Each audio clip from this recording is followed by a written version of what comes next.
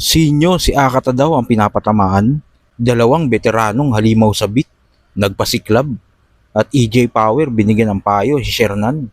Alamin natin ng mga yan, so tara.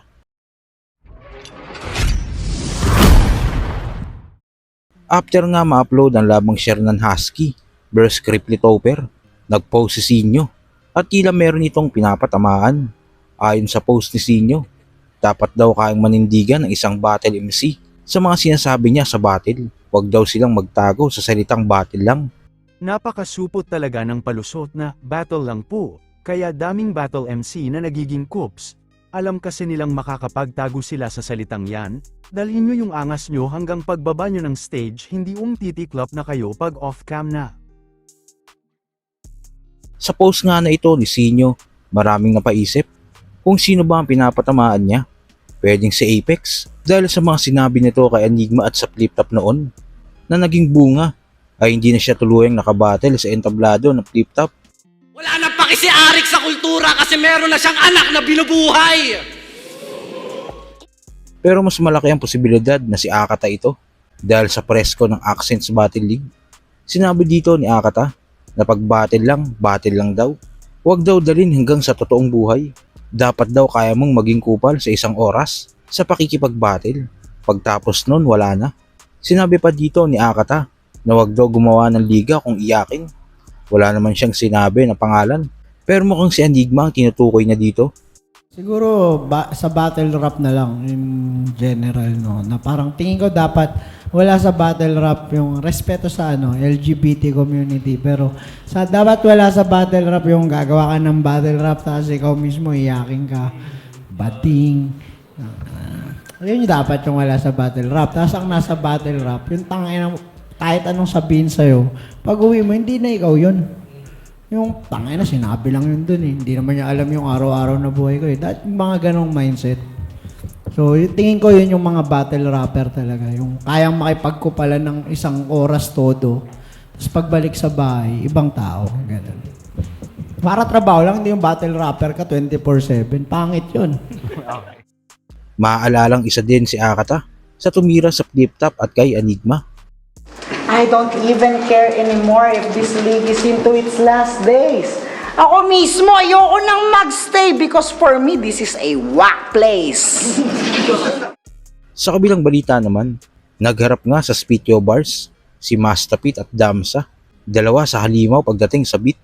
Panoorin natin ng bagya ang palitan nila.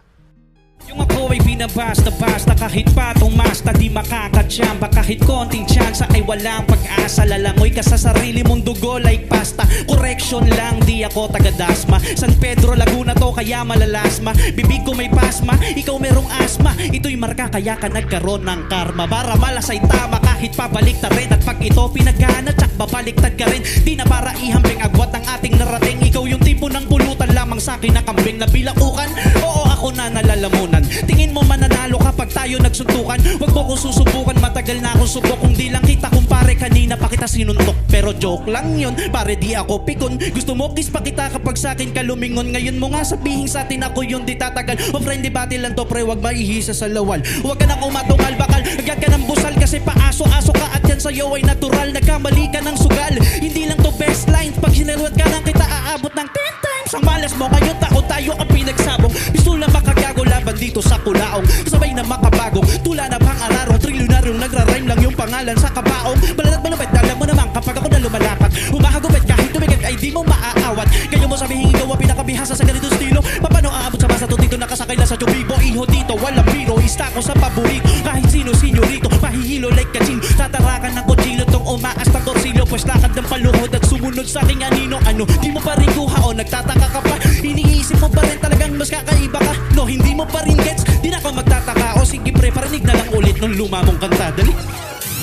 Yeah. Ito gagawin natin, papakilala natin siya. Sasabihin nyo lang siya si Damsa. Sabayan nyo ako ha. Enjoy natin to pare. Distracto. Hey. Siya si Damsa, ang laruan ni Master Pito. Siya si Damsa, dito na siya magre-retiro. Nananapak yan ang bagito. Siya si Damsa, dance mas malakas, let's go. Siya si Damsa, ang laruan ni Master Pito. Siya si Damsa, dito na siya magre-retiro.